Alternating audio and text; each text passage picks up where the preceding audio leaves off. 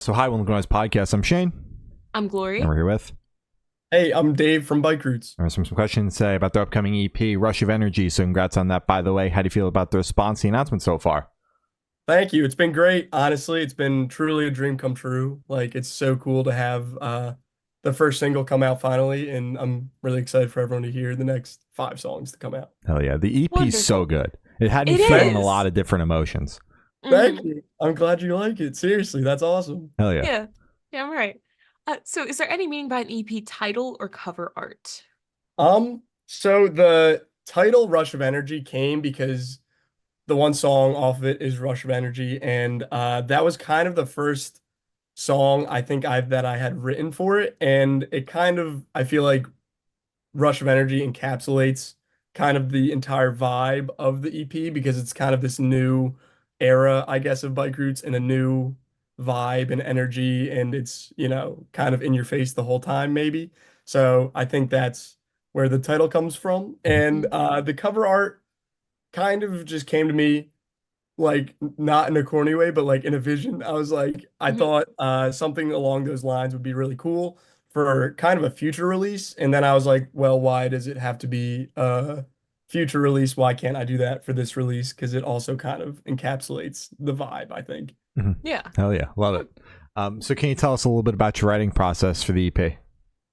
Uh, Honestly, uh, it kind of uh came and went, I guess. I had writer's block for a really long time, but then Mhm. once I got over that with like songs like Rush of Energy and You Want It, You Got It, it really helped me get over the hump. And then once I went out to California to start recording, my producer, Zach Tush, is one of my like best friends in the world, and he really understands my vibe and my like vision and whatnot. So I write with him a lot too, and that really gets like the ideas flowing, I guess, because for me, uh, I'm not great at like instrumentation and structure and whatnot, but Mhm. I'm good at lyrics and melody, whereas he's really great at instrumentation and structure. So when we get together, it's kind of like uh, a match made in heaven, I guess. The perfect Hmm. team.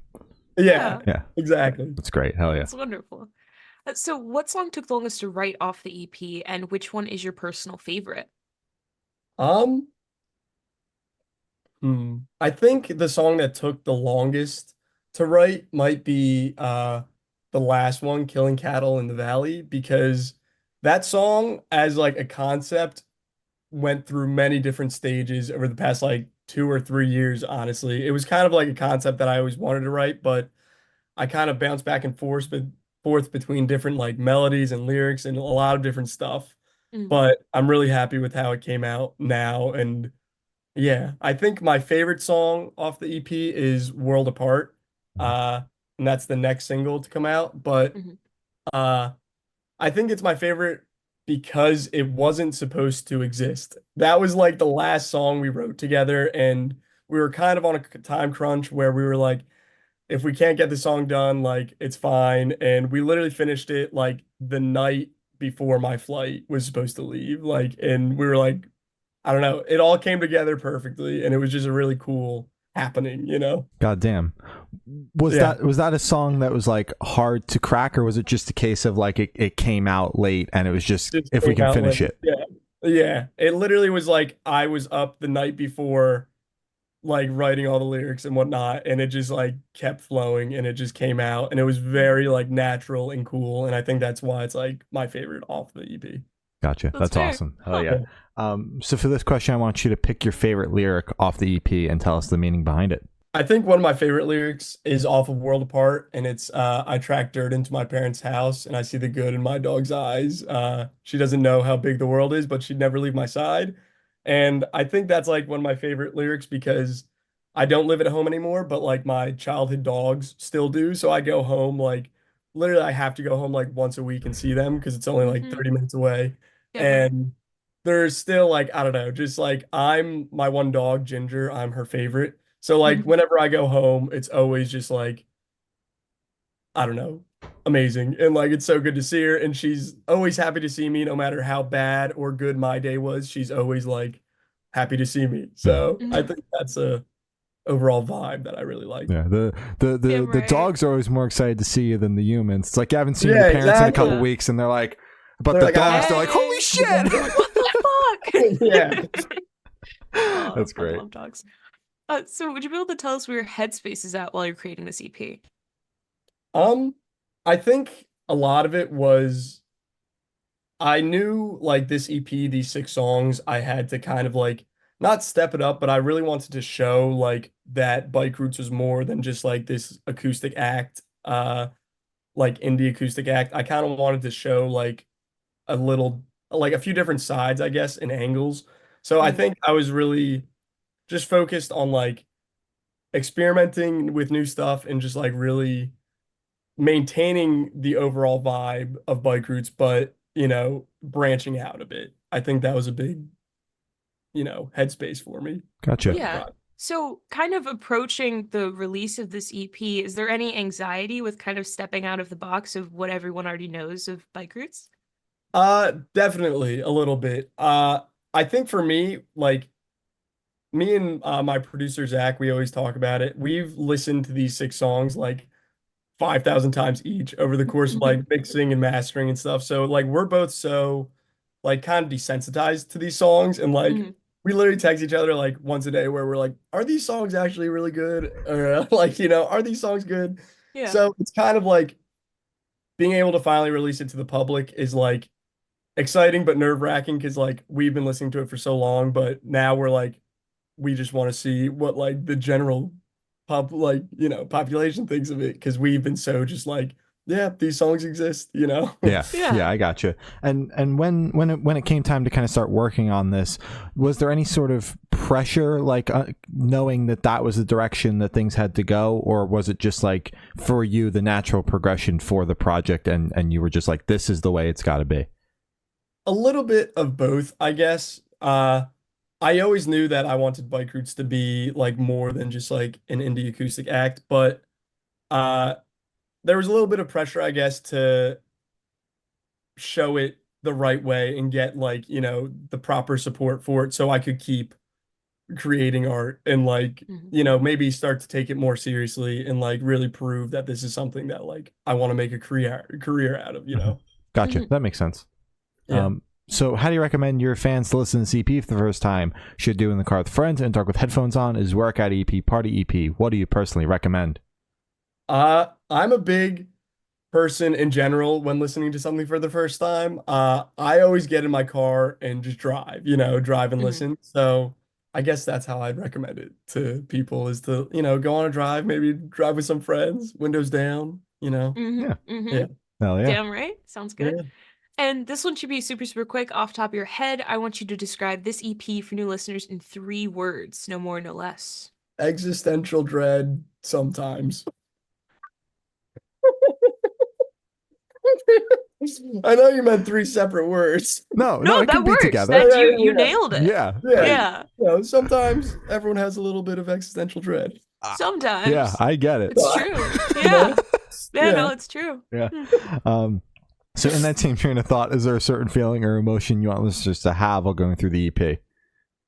Uh, I guess kind of the kind of existential dread, but embracing it and not like it shouldn't be dread all the time. There's little things throughout everyday life that like, you know, you should take them for what they are and see the beauty in like the rush of energy all around you every day and like nature and your friendships and your loved ones and connections and stuff. Yeah, little Mhm. glimmers of hope even in the worst of Yeah. days. Yeah. Mhm. Yeah. Hell yeah. Damn right. All right. And are you able to touch on any particularly challenging or standout moments during the creation of this EP, positive or negative?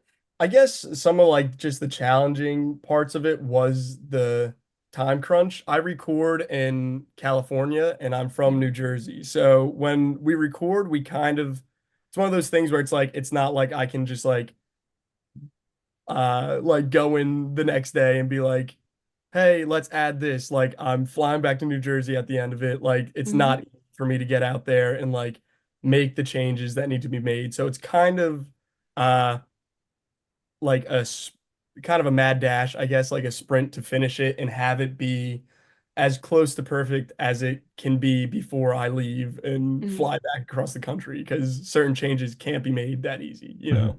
Yeah.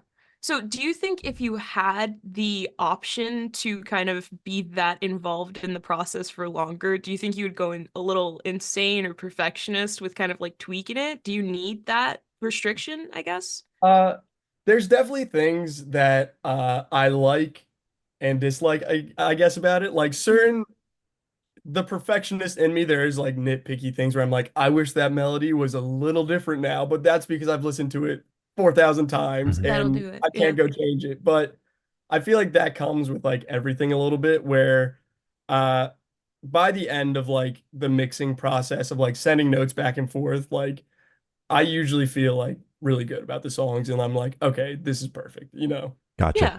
Yeah. Have you ever, just out of curiosity, ever left like a session and like you're on the flight home and you're like feeling the dread of like, I don't know if I actually captured what I wanted to capture?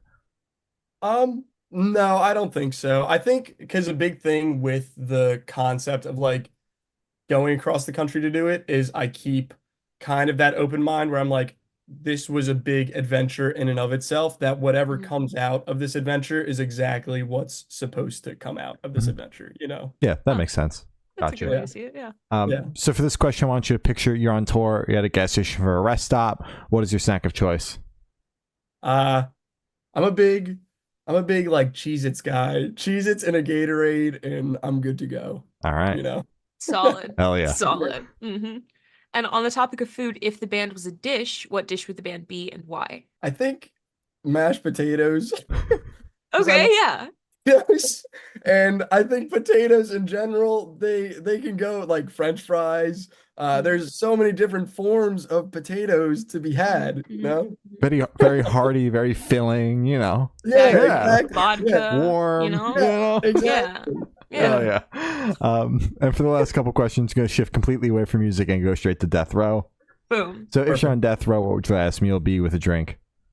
I'm like mashed potatoes. I think mashed potatoes. Every time I get asked that, I say mashed potatoes, but I mean like a nice bowl of mashed potatoes, you Not know? that instant shit. Yeah, we're Mhm. making nice mashed potatoes. And Okay. drink, I feel like it's got to be like a nice coffee of sorts, a nice latte. I'm a big coffee person. Whenever we're on tour, I love going to like new fun little coffee shops in the morning, Mhm. trying new places. Hell yeah. So Coffee and mashed coffee and potatoes is mashed potatoes, crazy. That's crazy like, that's bonkers, man. vibes. I don't know if I've ever met someone that enjoys mashed potatoes as much as you do. It's kind of awesome. Hey, I think it's just like I'll never say no to mashed potatoes. It's your You know? weakness, man. Yeah, Yeah. it's my Yeah. weakness. Hey, I get it, man. Oh, shit. I got Yeah. those too. French fries, Yeah. Mhm. in the same vein as potatoes. French fries, you put them in front of me, I'll eat the whole fucking thing. That's what I mean. I'm Yeah. like any You're goddamn form of right. potato, I'm down to party, you know? Yeah. There you Now that go. I'm thinking about it, I think I also fuck with potatoes really heavy too. That's So what it's I'm saying. yeah. I think as I think about potatoes, I'm like, I love potatoes. Yeah. Yeah, you're Dude, goddamn right. Potatoes. One of the I'm like, one of the best oh my- creations out there. That's Yeah. crazy, right? Yeah. I love potatoes. Yeah, goddamn right. Infinite possibilities. Yeah. Like genuinely, yeah. Holy shit. Oh, and if you could live in one fictional world for a week, where would you live? Maybe like the Shire in Lord of the Rings. I'd be like a little hobbit, I think. It's like chill there. I like the circular doors, you know. I Mhm. think maybe I just need a circular door and I'd be good. But Yeah, yeah. I think that's something you could do. Yeah, Mhm. absolutely. All right. Hell Damn yeah. right. And I've done advanced the last question. Every single person that we've spoken to have said that it is the most important question. What's your favorite Alright. color? Green. Specific shade of green. Like a nice like navy forest green, you know, like a darker, more not like neon green, that's too much, but like a nice dull forest green. All right. Hell yeah. Solid. Yeah. So as I said, that's all the questions I have today. Is there anything that you would like to plug? Not really. I think just Rush of Energy comes out in October, and then we have a few tours lined up for early 2025, so be on the lookout for that, and we'll be around. And yeah, just thank you guys for the time, talking, questions. It's been fun. Of course. Of course. Well, thank you for your time. It's been Dave from Bike Roots, and we have been the Good Noise Podcast.